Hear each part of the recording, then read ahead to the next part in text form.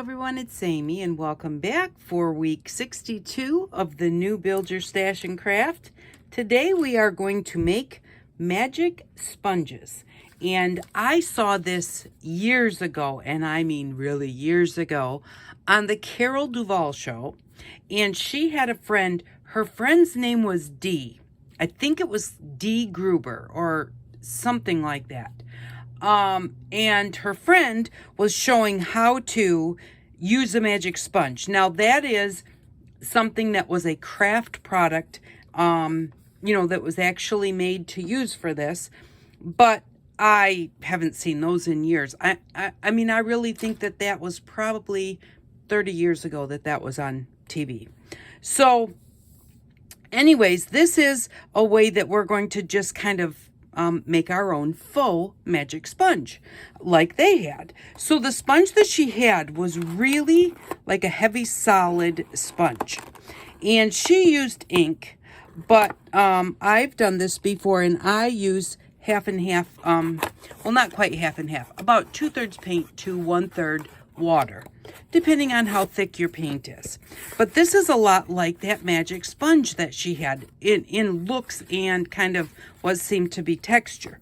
So I don't want one that's this big, but you can use the whole thing that big. But I am going to I'm going to start by, I'm going to cut off like a 1-inch piece. Well, it's not straight, and maybe another one, so that I kind of have a square. It's not quite really a square. We all know I'm not very good at cutting things straight, but your X-Acto knives like cut through these like butter so nicely. Make that just a little bit bigger. Just trying to make that more of a square. Good enough. Okay. So then what you're going to do, and there's 2 sponges in the box, so you can make different sizes of your little bits, of your little magic sponges. So, and then we're going to, with our little dropper bottles, we're going to mix it 2/3 paint approximately to 1/3 water. So I'm just going to put some paint in the bottom. I'm not going to mix a whole ton of it. I'm going to mix what I'm going to use, and then there's still going to be some left, I'm sure. How did I do that already? I have no idea. Is there? I don't know. Okay, and then I just have water. Water out of the sink works just fine. This was just sitting on my desk, so I grabbed it. So I have this much paint, so I'm going to put in about half that much in water. I don't have an exact amount. I mean, like, I don't measure it. I just kind of eyeball it. Say, okay, that's about half as much water as paint. And then I'm just going to put that in there and give it a shake. So, because you just want it to be thin is the whole idea. So, like I said, on the one that I had seen a long time ago, they used some kind of an ink. And to me, it's like, the inks are more, like, they might not work as well. They might soak into my sponges more, because I don't know exactly what her sponge was. But I know that the watered down paint works well. So, and then basically, these are just, you're going to use these to paint with. And there's a whole bunch of different patterns to do with them. So I'm going to show you some of those. So the way that you use them is you put your paint or your ink or whatever you want to try, you put it on this edge and let it soak in a little bit. You're not going to put it here or here. You're going to put it right on that edge and let it just soak in. And so let's just do 2 colors. Let's do green and yellow. And kind of try and put it on a little slow to give it a chance to soak into the sponge. If you find that it's not soaking in at all, then maybe put just a little bit more water because you want it to soak in. So we're just going to do some green and Oops. See, and if it gets way out there, it's really not helping me any because this is my writing edge basically, or my coloring edge. So that's where you want it to be. And that's why you take your time so that it soaks in instead of just running down the sides. Because you want the most of it, you want it right here. And then as you're using your sponge, it will come out from this area, because that's the area that you have pointed down at your paper. And really, I think 3 colors work better, but we'll just do the 2 for right this second, and then we'll do one with 3 colors on it. So, and then obviously, you know, you have like just your plain old pattern, you know, of just lines. You know, just put on your paper, put that down, hold your paper, whoops, and just drag it across your paper like that. And then let's say you want to make it like a plaid. Then we'll just go over here, hold it down.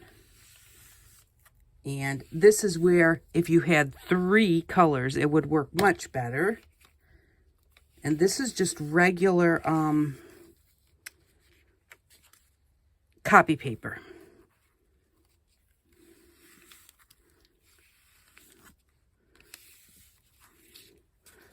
So I should have like used, with how wet I was getting it, cardstock would work better. But, you know, so just, you know, just how fast that is to put color on your paper. And so I want to do one that's got more colors, because the 2 colors is not very impressive. So let's do blue, yellow, and red. So just kind of do a third blue and, oops, need to open this, and then red, and then yellow. Just use our primary colors because then we know that they'll blend nicely.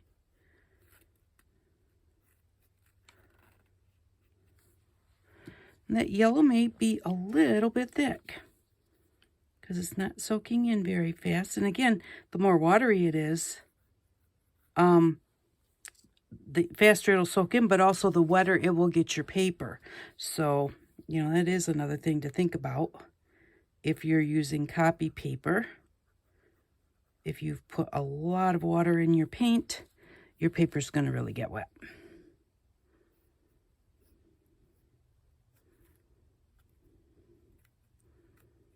Okay, so we are going to say that that's enough for now. And then I'm going to grab some cardstock here. So you can just do like a rainbow effect. And again, you can use a long one, like this one. You could use this one and put all down the side so that it would be even big enough to like cover this whole piece of paper. But, you know, but it's really pretty true. Now remember, number 1, watch where you put your hands so that you're not sticking them in your paint or also in your way. Be careful. And like this is that long. If I want to do like a rainbow effect from kind of like that corner to that corner, I don't want to start on the paper like here, because then this is going to be white. I want to start down there. So I want to hold it somewhere else where my fingers will be out of the way. And I will be able to make that from corner to corner. So I am just going to, do I want to start with the blue on the corner? It doesn't really matter. So I'm just going to go like this. And again, we're using the corner of our sponge, not the flat part. Because when I just did that, I put the flat part down instead of the corner, and that makes a difference. So there we go. Just kind of like a rainbow. And just all the different ways that you move your sponge will give you such different looks.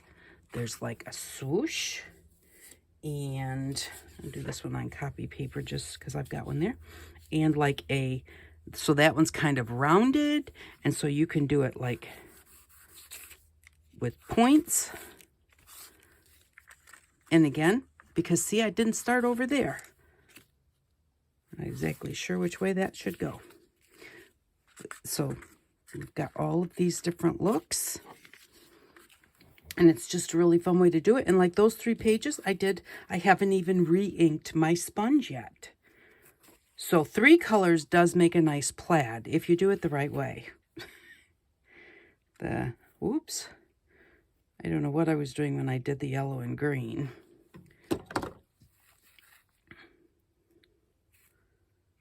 And again, like I said, take your time putting it on there.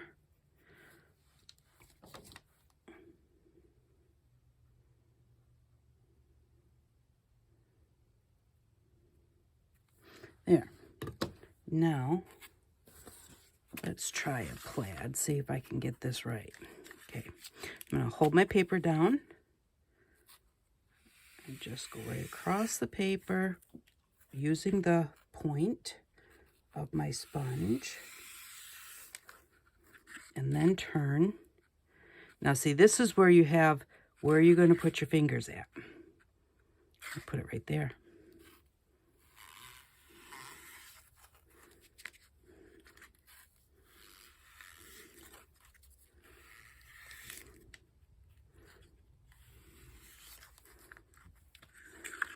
That's a much better plaid, except for that little bit where I didn't go across.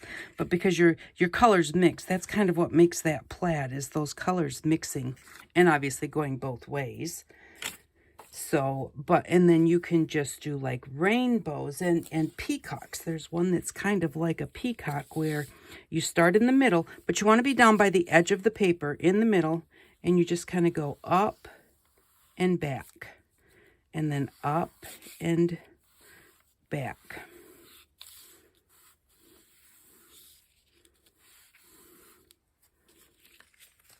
Like that. And again, running out of ink there. I should re-ink it each time. It's better if you re-ink it each time, but I just kind of wanted to get these patterns out there for you so you could see them. And I'm a little winded today. You know, just to go ahead and show you the different type patterns that you can make, because they're all really pretty cool. So let's switch to some other kind of a color. Kind of wanted to make these where you can still see them. That one there. Let's see. Let's just do a red. And the thing is, you can use other parts of your sponge. I'm going to use this part right here.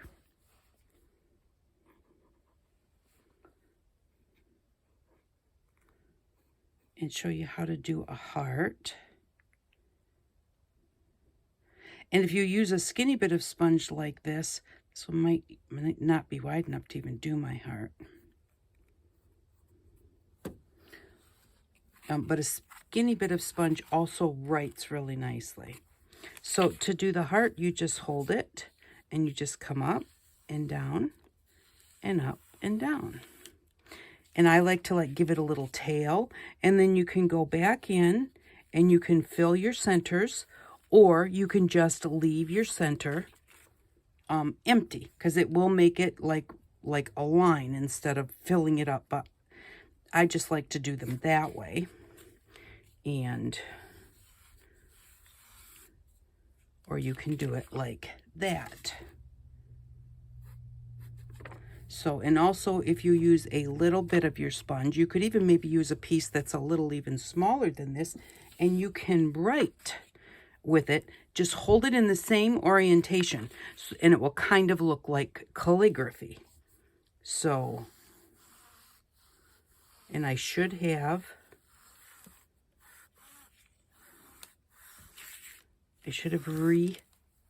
redone my sponge. But you can write with it, and let's do it a little bit smaller. And of course, if you don't turn your sponges all over the place, and watch where you put your hands,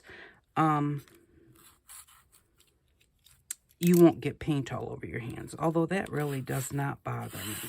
So I'm going to do it really thin. I'm going to use this little thinness here. And, oops, put some blue on there.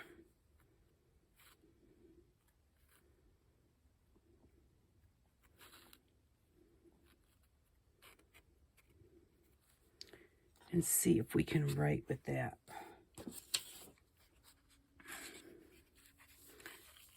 Okay, so this is, they say just keep it in your hand in exactly the same way. Don't move it.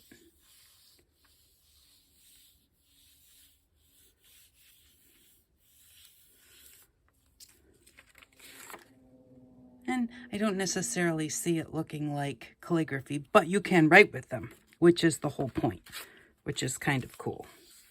And you can do it. You could still even put more than one color on here so that it would write in two colors at the same time.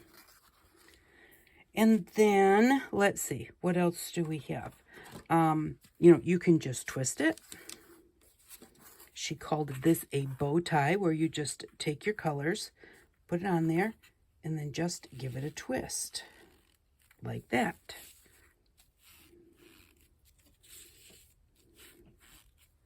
Just twist it back and forth, and it makes a little bow tie.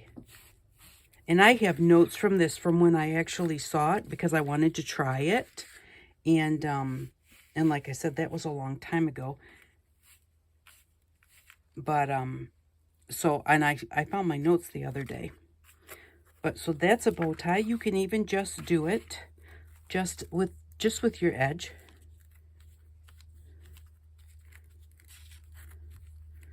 And she called that pickup sticks. So there's just like, there's no end to what you can do with these, playing with them and using them to just give yourself some really cool patterns. And I think that that is pretty much most of the patterns that I have right here in front of me. And then she also did, which is really cool, a tile. So let me get, I'm going to use a half a sheet of paper. And for the tiles, it's a repeat of whatever you put on your sponge. So a square sponge works good because, you know, then you can repeat the tile over and over. I'm going to move these over here. Get these up out of the way so that this can be here. Okay, so you could do like a blue corner, and then you can always go back in if you run out of your paint,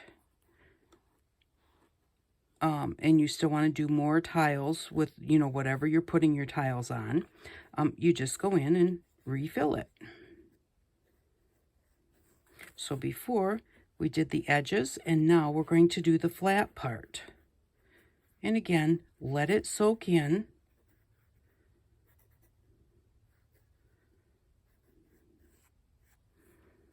And just make some kind of a pattern that will look nice when it's repeated.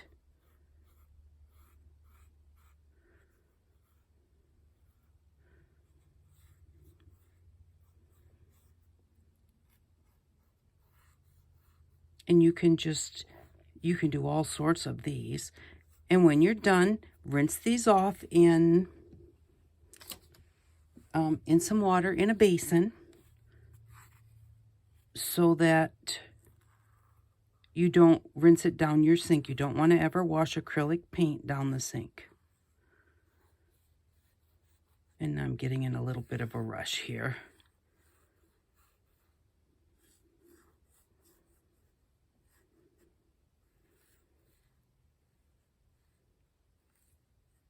But yeah, just try any kind of a different pattern. And if you like it, stamp it somewhere where you can keep it. So if you're going to put it on a card or as a background of a piece of artwork or something, and and use it, just stamp it somewhere so that you have one spot where you can just go back and say, oh, what were my favorite ones? And like I said, I had made myself a list when I watched this a long time ago, and that's where, you know, I got these from, because they were her idea, the friend D. So that's my tile, and then I'm just going to take my tile and I'm just going to touch it to my paper.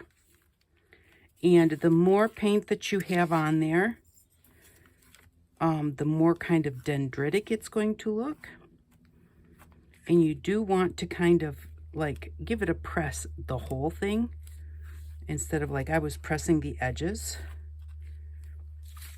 And so if you need to go back over it, you can.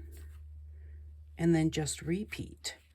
So you can do this, you know, on a really large surface, even if you want to, if you're doing a large painting or making a placemat or something. And like I said, if it gets to the point where you need more paint, you can just go back in and you'll have your pattern. It's already there. You just color on top of it, or put more color on top of it.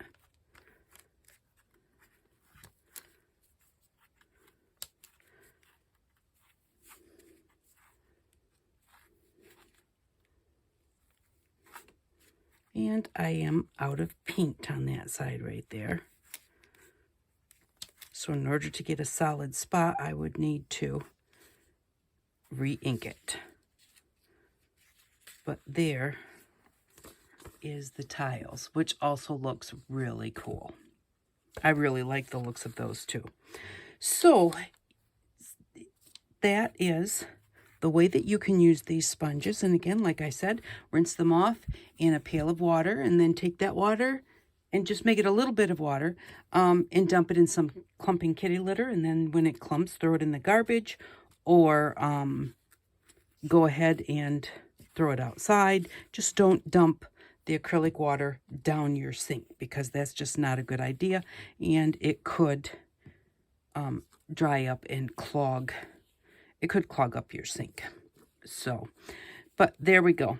Those are just some of the different things you can do with it. And I hope that you enjoyed this. I know it was a quick video. Hopefully I'll get back to a little bit longer, like regular, more half-hour, 45-minute videos. But today's video, I was just, didn't have a whole lot of time to do it today. So thank you very much for stopping by. I really do appreciate each and every one of you. And I hope that you all have an outstanding day. Bye-bye.